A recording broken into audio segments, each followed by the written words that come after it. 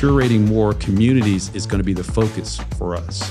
Because right now the game has radically changed. The idea of being able to just use SEO, organic traffic, to be found, it's over. Google can't turn it back. The consumer behavior has already changed. Folks are using these AI search, or they're using the AI overviews, right? Regardless of what anyone thinks about it, that is how the consumer is behaving. Welcome to Triangle Tweener Talks, a weekly podcast by builders for builders where we explore the startup journey from the idea to the exit and all the lessons in between, with an exclusive focus on founders from the Triangle region of North Carolina. Tweener Talks is produced by Earfluence.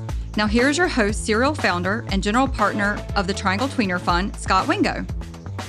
Hey, this is one of our kind of off-the-cuff podcasts that we do because there's some breaking news. So we're getting a little bit of a scoop, breaking news flash, whatever you want to call it. You guys have some pretty exciting news to announce here today. So we've got Jason and Greg, and you're going to kind of tell us, remind people who you are, and then we can, and then jump into the news. Yeah, so I'm Jason Gillikin, the CEO of Earfluence, and this is Greg Boone, who is the incoming CEO of Walk West. And the big news is that Earfluence is being acquired by Walk West. And I am so excited for the opportunity to tell you all about it, Scott. Yeah. So, the entrepreneurship comes in all kinds of flavors. We spend a lot of time in kind of like high-tech entrepreneurship here on Tweener Talks. And I think you guys are, service businesses are entrepreneurship as well as the Main Street entrepreneurs and all that good stuff. So when did you start Earfluence, and what got you kind of to this journey, this kind of endpoint? I started in 2019, so August of 2019. I started my first podcast in 2017. I was 10 years into a job that I was getting kind of bored with and wanted something new, and I was falling in love with podcasts and the storytelling part of it. Was this like a safe, secure job that had like benefits and everything? Okay, good. Yes. Fun wife conversation. And the wife, I'm going to go leave my job for podcasting. Okay. That was several conversations, Scott. The missus is an entrepreneur also, and we had 3 young kids at the time, and we still have 3 young kids. So, I start doing 10 episodes of a podcast for the job I was at. I said, hey, I bet I can interview our clients and tell them the stories, and it could be great for marketing and maybe even business development. And they're like, okay, run with it. They knew I was getting antsy. After 10 episodes, and I figured out how to do it on GoToMeeting, learned how to edit in Audacity, learned how to do all the things. Loved it. Loved the storytelling part of it. And after 10 episodes, I was like, hey, I feel like we can do more with this and interview people that aren't our clients for business development. And they said, no, get back on the phones. And so 2018, I convinced my wife to start a podcast. She had never listened to a podcast at all. But she was a wedding planner, and I thought it would be about all these amazing stories of, the time the Bridezillas. Yes, momzillas, groomzillas. Yeah. She literally had to kick somebody out of a wedding as she's about to walk down the aisle. A caterer served ham at a Muslim wedding. I mean, like wild stories, and it would be something that I would want to listen to, Greg would want to listen to, you would want to listen to, and we'd sell all these ads, right? Because it would blow up. Well, that's not what happened. What happened was it was a wedding vendor education that resonated and how to be a better wedding pro. And doors started opening up for her for speaking and consulting. And she was started to be seen as a thought leader in the space. And so that was the light bulb moment there. It was like, oh, wait a second here. You don't have to be we don't have to be a viral sensation to have a successful podcast. So 2019, after several conversations, left my job to form Earfluence. Yeah. And then COVID hit, and it seemed like the worst decision you probably ever made. But then like COVID had double edge to it, right? Because like at first it seemed terrible, and all this stuff's happening, but then everyone's pinned in at home. What are they going to do? They're going to listen to podcasts. You nailed it. So I was so worried because part of our value add was taking our little studios, our Blue Yeti mics, to our client's place of business. And there was no way that was going to happen after March. And so, but quickly people became comfortable with Zoom type of platforms. And they're like, well, I'm here anyway. Why don't I just start a podcast? And so our business was able to grow through COVID. Yeah. So let's fast forward to today. How big is Earfluence? How many podcasts, how many folks working, and all that kind of thing? Yeah. So we have 6 full-time employees. We have 35 podcasts that we're working on. And we have 3 studios in the Triangle area. Yeah. Have you ever looked at like the aggregate monthly audience that you kind of pumps through your platform? So I was looking at that the other day. We've done 3,200 episodes and I think something like 3.5 million downloads total over the years. Yeah. Yeah. Very cool. Yeah. That's awesome. Thank you. Cool. And Greg, give us a little, so I know Walk West, you guys have been around for a long time. I always kind of think of Don as kind of like the face of the company, Yep. but you and I know each other because you're an LP in Tweener Fund and you're a local investor and do some of that kind of stuff. So how did you get involved in Walk West and walk us through that? Yeah, so I've been involved with Walk West for about 10 years now, back before it was called Walk West. So I invested, Donald and myself invested back in 2015, in January of 2015. And really that was something where we saw, I'll call it Walk West. Back then it was O3 Strategies. Shout out to Brian Honorio and team for that. We really was working with Walk West at the time to really start to advance what we were doing from a creative perspective with my brand, which was ICI Digital, where I was the CEO of that organization, which was more on kind of CMS and digital marketing for enterprise brands, mostly working with Fortune 500 companies. Did you, I'm sorry, we're going to go backwards. Did you spin out a Fortune 500 to do that? Kind of like Jason did, or?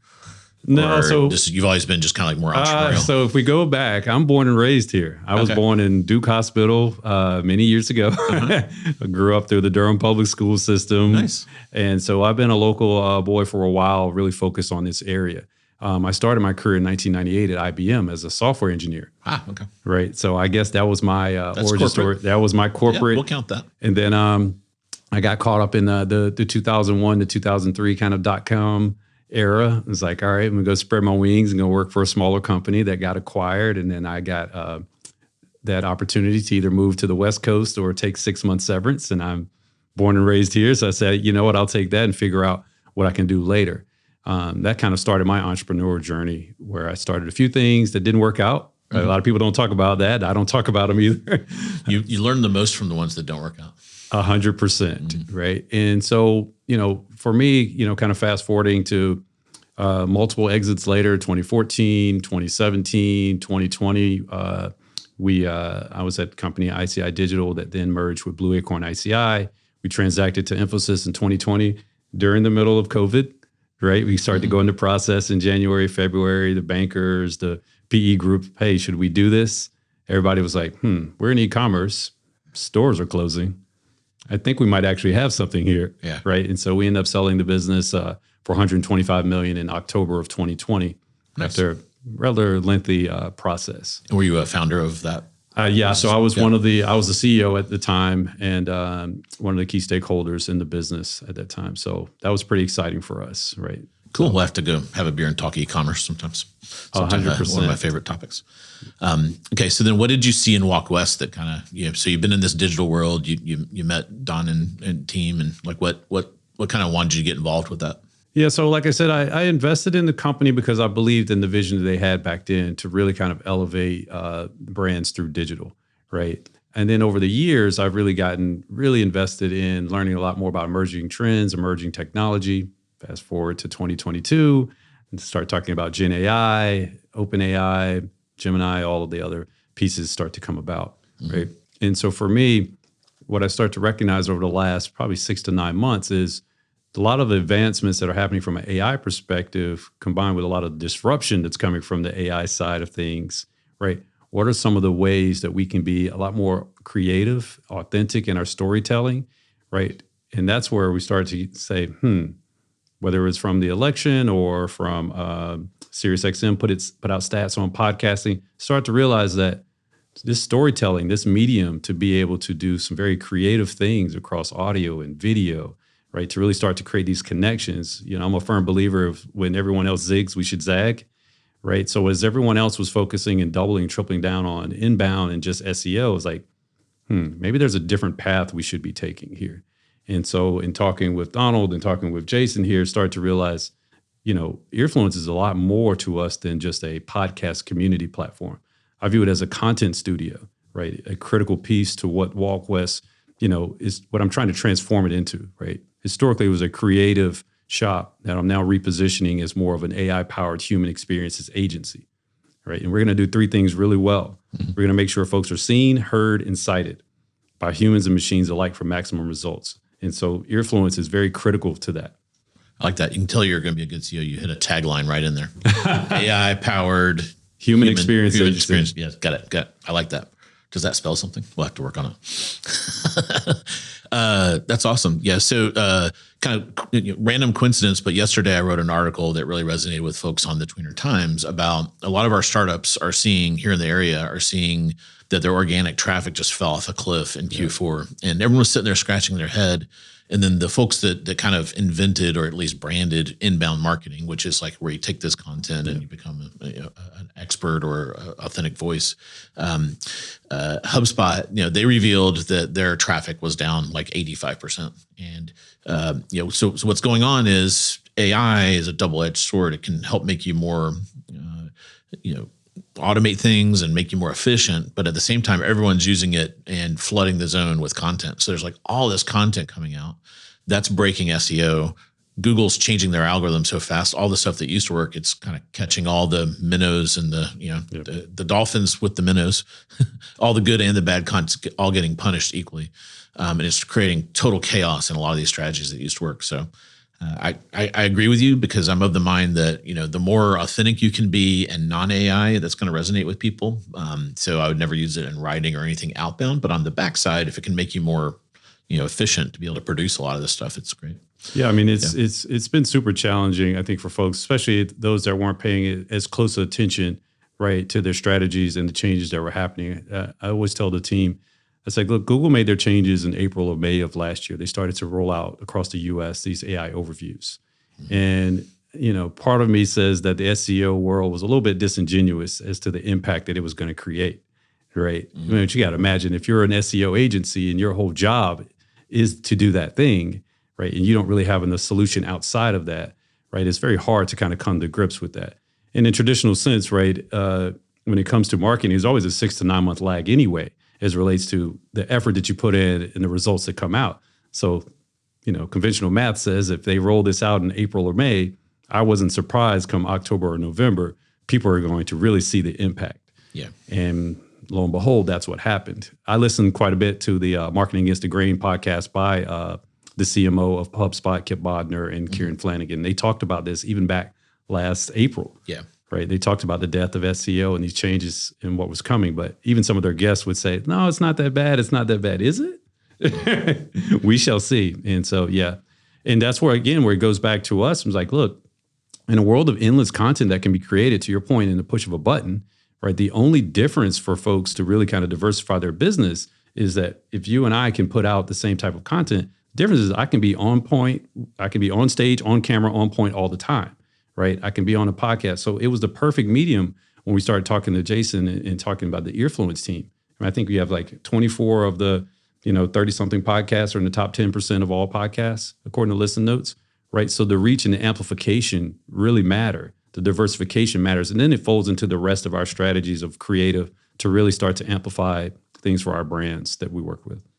Yeah. The other thing about Earfluence, I don't know if everyone realizes, but you guys also, obviously you do the outbound part. So you're like, help you publish a podcast and everything, but then you actually help people get onto other podcasts. So there's a network effect there where you can go and be an expert on some other to help kind of elevate your brand in other contexts and things like that. So I can see that fitting really well with the agency. Yeah. You think about executives that want to brand themselves and they want to create authentic connections, and they can start a podcast, they can be on more podcasts. And then what can be done with AI now to amplify that? There's just so much content that can be created from those interviews, from those authentic connections, more so than you would have with pretty much any other medium. Yeah. Yeah. One thing that surprised me about our collaboration is these little shorts. We had one that got I haven't looked lately. It got up to like 200,000 views. It was from the Richard Holcomb interview. Yeah. So something about it just like clicked and just got on fire. It's the new PLG, right? The personality-led growth, right? It is truly transformative, right? The ability to sit down and really start to understand how people think, what kind of drives them. Again, there's going to be a lot of options, right? That's one of the things also the AI is creating is optionality, right? And so if you're given all those different options, business is personal. People want to work with people they like, they know, they trust, right? I think Sirius put out the stat that podcasts have like a 23x trustworthiness score relative to all other social mediums, right? regardless if the information is correct or not. Yeah. They at least trust that it's an actual human, it's a person. They can understand what that person thinks and feels, and it just goes a lot further. Yeah. So you're coming off the bench. So you were, I know you've been actively doing other stuff, but in the Walk West, so you've been on the directors and now you're stepping in. Is it because of this acquisition or where you see things going, or was there just a change there? I think the flexibility, the ability to partner with folks that are very creative, that are very much on the cutting edge of things. I've always tied my career to emerging trends, right? I'm not a fanboy of any specific technology. It's just, where is the world going? And so what I've seen, both in the fact that marketers tend to be on the front end of a lot of things. Marketers behind the scenes have used AI for years, right? Now Gen AI is given the kind of the air cover for everyone to really start to embrace and use it. So it's more about having a team around me that's ready to innovate. You know, something we said, I can't remember if this was offline or not, but smaller organizations in this point in time, I do think have a competitive advantage, right? Our ability to move and pivot quickly, our ability to use and come up to speed, right? We had a session just yesterday with the internal team, all walking through a primer of Gen AI and how they can be more productive, how we can automate tasks, how we can do things differently. You know, I think that it's going to be very challenging for much larger organizations to have that type of pivot or move or really try to lean into this as quickly. So I see this as an opportunity to really grow something quickly. Yeah. So moving forward, you've got Walk West, you've got the podcast piece. And I have limited knowledge of what you guys did, but I've seen like some really kind of nice, high quality video kind of things you guys have done, corporate kind of stuff. I think there's like a training piece as well. What are kind of like the big areas that you're going to focus on going forward? I think there's a couple of things we want to focus on. I'll talk about me personally, my own personal journey, right? One of my biggest achievements for me personally, being a local boy again, is that in 2018, I was able to win the NC Tech Executive of the Year award, right? To be able to be on stage in Durham, where I grew up, and to see so many companies around thriving in this tech space was very exciting for me. So on a personal level, one of the things I'm very focused on is what we're going to start calling Founders Ideation Days. How can we help organizations locally really start to grow both their personal brands and their companies? This is my opinion, but I fundamentally believe that because of AI, there's going to be something I would describe as almost like an extinction level event for some of these smaller to mid-sized companies, right? The folks that haven't been paying attention. So my hope is that kind of twofold. Yes, we want to work with executives and enterprises, but also I want to personally make sure that we're investing in entrepreneurs and growing their personal brands, right? I think it was Forbes that had a stat out that said that 49% of your brand's reputation is directly tied to the executive's reputation, right? And so this whole personality-led growth era that we're in now, I believe that there's an opportunity for me to be able to lean in and help the startup community, to be able to help some of the smaller local businesses, the North Carolina-based businesses, because at the end of the day, what we're really trying to create is, I would describe as like a value creation ecosystem, right? We're going to go through, we call it a 4P strategy, right? It's podcasts, partnerships, paid media, and public relations, right? And partnerships is more about community. So if you think about a lot of the trends going into 2025 are not just around podcasts. And again, I call it a podcast community platform or a content studio, because it's really about that network effect that you described earlier, right? So curating more communities is going to be the focus for us. How do we create these own kind of reservoirs or ponds, if you will, for these companies to fish in? Because right now the game has radically changed. The idea of being able to just use SEO and organic traffic to be found, it's over. Google can't turn it back.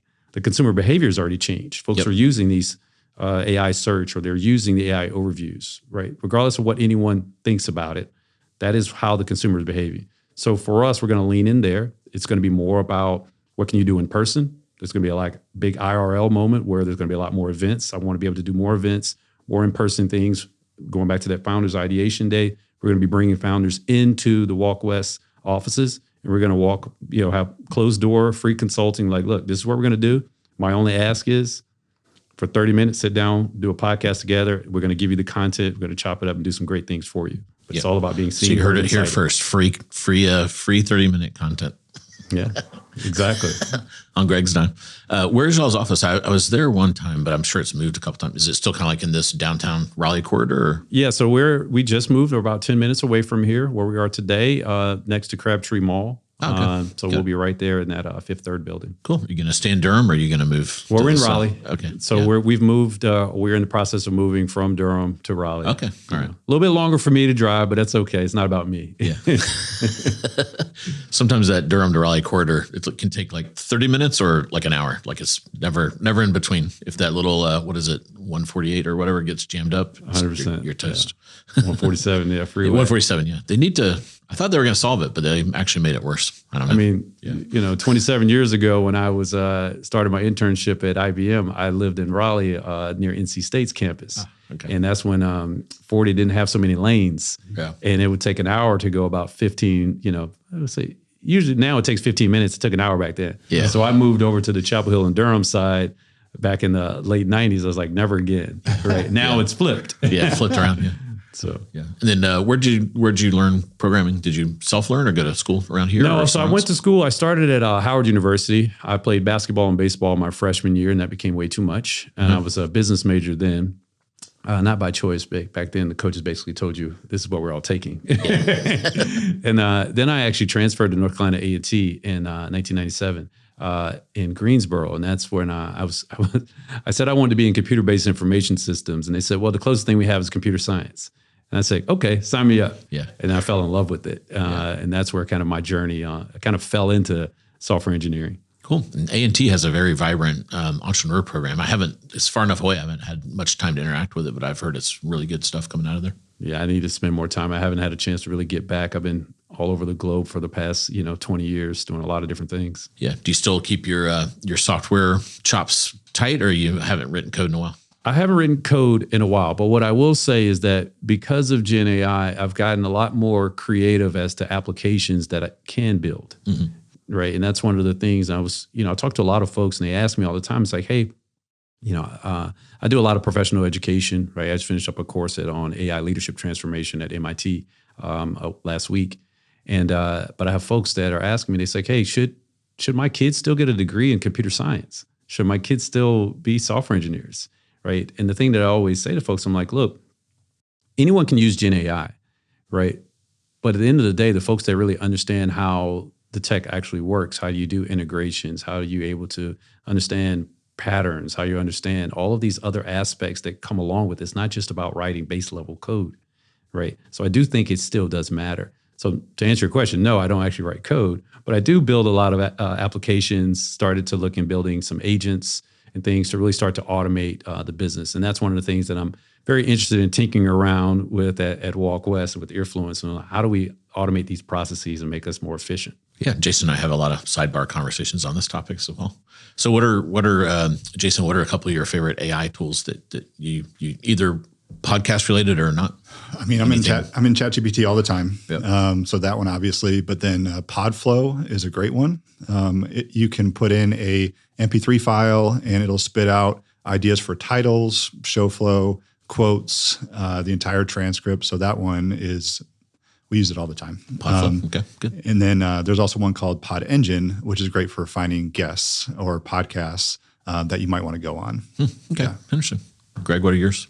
What don't I use? Just like something that maybe, obviously everyone's heard of the normal ones, but anything interesting that you're just kind of like, wow, this one's really a hidden gem. I use a lot, right? So I use different models inside of ChatGPT. I use 4.0. I use for something that's fast. I will use O3 Mini for deep reasoning. I'll use Gemini for deep research. I'll use Gemini because it's connected to my Google Workspace, right? So I'll be able to create agents with our Google Docs. I use Perplexity for different use cases. Claude has much better writing capabilities.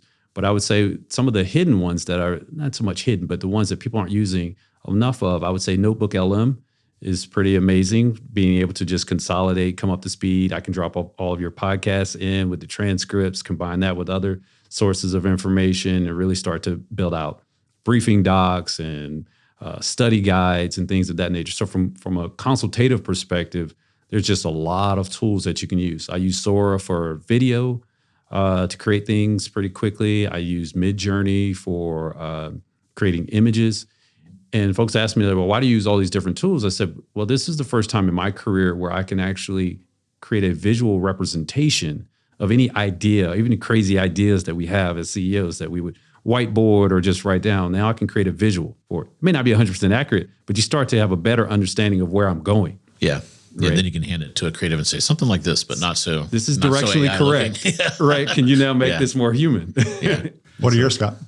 On the Midjourney thing, I get a lot of, I'm like the Mayor McCheese of the Triangle. So this guy reaches out. He's like, hey, I'm here in the Triangle. I've been here like 6 months and I'm from Boston or wherever. And I want to meet some folks. And I'm looking on his LinkedIn. He's like a product guy at Midjourney. I was like, oh boy, that's like, put that at the top of the queue. So I'm excited to talk to him. So for me, I agree. Notebook LM is interesting. A lot of people, tried it for the podcast generation, but the fact it can kind of like take documents and synthesize stuff. The Perplexity Spaces, I think they call it, is getting there. Mm-hmm. I like the agent stuff. So I've been playing with Operator a lot and trying to get it to do the last step of some automations I have. I tried to buy Super Bowl tickets with it. Yeah. Did that work? No. Not so much when I saw the price. Yeah, it's hard to get a good price on Super Bowl. Yeah, it's got to be a super agent. The ticket people they always are a generation ahead of whatever technology. The scalpers. I like these. So there's a whole series of these things. So I like the ones that you can build your own workflows. So there's one like Lindsay, and there's like 16 of them I kind of track. For the tweener list, so I build all this data together, and then I have to kind of like work, and having it in a spreadsheet format is helpful. So there's this random one called OTTO grid, and you're in a spreadsheet. And what's really neat is you're like this, Greg. Each cell in the spreadsheet, you can just give it a prompt, and then the prompts can like work across the row. So you can say, take company name, at company name, and then this, and this, and then go look it up in Crunchbase and do this, and then take that and do this. So I end up doing that kind of chain of information, and it's like the first thing I found that can kind of do it in the way I think. So a lot of it is like making the workflow not only do what you need it to, but kind of work the way you want to work, which is kind of interesting to think through. Yeah, and I think as business leaders that have a technology background, that's where we're kind of uniquely capable of figuring out how to use these tools to tie these things together. It's not about writing the code, but understanding the process, understanding what you could automate, right? And a lot of people are challenged with that. It's like, well, I don't know where to start. I don't know what, so that's part too that I want to be able to do, is to give back, especially for the non-technical folks, right? There's a lot of people that have great ideas that don't have the technical know-how to bring it to life. And there's also a lot of things like Zapier, for instance, to be able to create seamless kind of integrations without knowing how to write code, right? You can just drop in and create a Zap and, customize a GPT. So yeah, they've done a good job embracing. You would think they would fight AI, but they've kind of wholeheartedly embraced and extended. I thought that was smart of Zapier to do that. Well, the former CMO, Kieran Flanagan, used to work at HubSpot, and now he's back at HubSpot. Yeah. So there's like this relationship that's there that makes sense as to why they're all doing this. So okay, cool. So any congrats on the deal. I think in a year, so it's February 12th, 2025. In a year, we'll have to sit back down and see how it's going. See if you guys are still getting along or not. Like acquisitions are always tricky. Takes a while, but it seems I think this one has a good chance of making it. Any last comments you want to share about the acquisition? Yeah, absolutely. So some people have asked me why right now for Earfluence to be acquired, and companies have sniffed around us before, because podcasting is pretty hot, and they're interested in what we have built here in the Triangle. Other podcasting companies in different areas, for example. And I've listened to those, but also felt like, okay, there wasn't that growth trajectory that I wanted for this. And I was really looking for something where, what is a 1 + 1 = 3 situation? So now, moving into a larger digital marketing agency, that agency is offering podcasting services and podcast content and community building that we can give to them. And for us, for our clients, we can offer so many more services to them. And finally, is for my team, I've been saying for years, like, hey, we will have growth potential for building a team and all this, and it hasn't worked out that way for them. And now there's more potential for growing a lot faster. And so I felt like I was personally limiting, like the opportunity in podcasting was way more than what I was giving it as a leader. And now moving on to a bigger company, we have the potential to just explode with growth. Yeah. So as a founder, you weren't really ready to tap out, but this isn't like an exit for you. It's more of a milestone. Maybe you get to take a little money off the table. I don't know your situation there, but but you're basically doubling down because now it's probably nice too. You don't have to go out and sell and all that. You can just like really focus on this piece. Oh my gosh. Yeah. So there are things that I love as a founder and things I don't love as a founder. The BD part's not your favorite? No, I love the BD part. Oh, okay. All right. Yes, got it. But chasing clients down for money. Yes. Don't love that. AR is not fun. Yeah. Right. Any human resources things, I don't love that. And you know how it is. There's the tyranny. No, the urgent is the tyranny of progress, or whatever the thing is. And it's one of those things where I found myself doing all these things and doing rather than focus on growing the business. And so now I'll be truly able to focus more on growth. Got it. Greg, any last comments? Yeah, I mean, like he said, he's not had a chance really to work. He's been working in the business, not on the business for a long time now. But I would say the kinship that we have, though, is that he is a founder that believes in selling, right? Yeah. And not all the time. Like sometimes founders, they have a great idea. He has both the great idea and the ability to go out and actually sell and drive growth. So we're excited to have not only Earfluence as an offering, but also to have a valued, sales leader beside me, right? So that we're out there and helping grow organizations. It's not just about our sales. It's about how do we help grow and teach and show other folks that there is a different path for growth. And so that's what we're excited about. Cool. Everyone knows where to find you, Jason.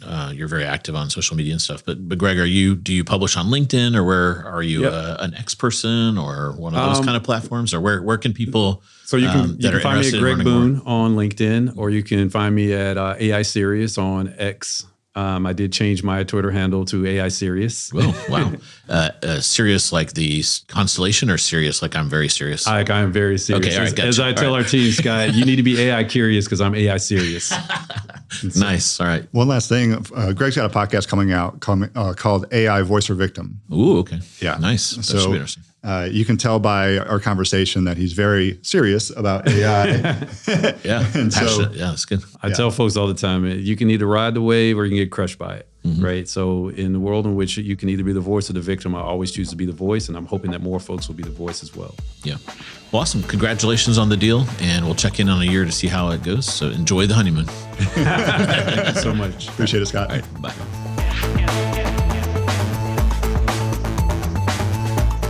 For more Tweener content, check out the Triangle Tweener Time Substack at tweener.substack.com.